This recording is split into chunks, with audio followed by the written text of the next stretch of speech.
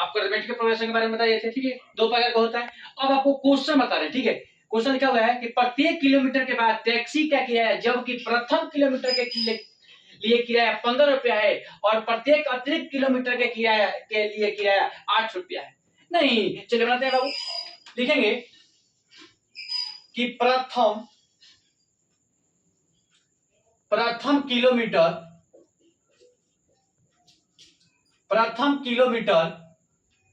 का किराया क्या है, 15 रुपया है, ठीक है, और प्रत्येक अतिरिक्त का किराया 8 रुपया है। नहीं, चलिए बाबू, एक मान लीजिए आप दूरी है, ये मान लीजिए 1 किलोमीटर है।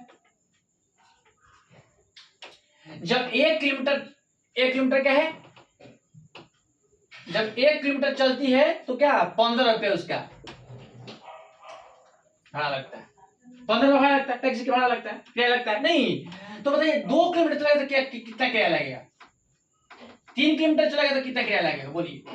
तो 15 में आप बोला कि 8, जब अतिरिक्त किराया जाएगा तो आपको क्या होगा, वो बढ़ेगा, मतलब कि 15 + 8 बराबर क्या 23। फिर क्या होगा, 3 किलोमीटर चलेगा तो 23 + 8 बराबर क्या 31।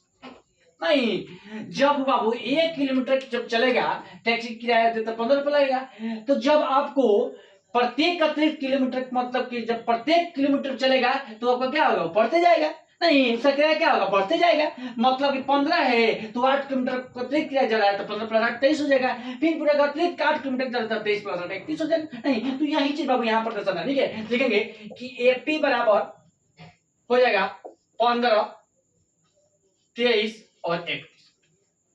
नहीं तो चलिए बाबू, अब क्या करेंगे, अब निकालेंगे D1। तो D1 बराबर फॉर्मूला क्या होता है बाबू, A2 - A1। D1 बराबर फॉर्मूला होता है A2 - A1, मतलब कि हो जाएगा 23 - 15 बराबर 8। तो D1 के मान क्या आ गया, 8 आ गया। अब चलिए बाबू, अब D2 निकालेंगे, तो D2 बराबर क्या होता है A3 - A2, A3 - A2, मतलब कि 31 - 23 बराबर क्या 8, मतलब कि D2 बराबर क्या आ गया 8 आ गया।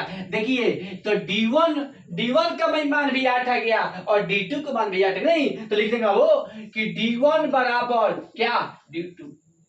जब D1 बराबर D2 रहेगा तो क्या होगा, यह आपका क्या है, यह आपका AP है, यह क्या है AP है।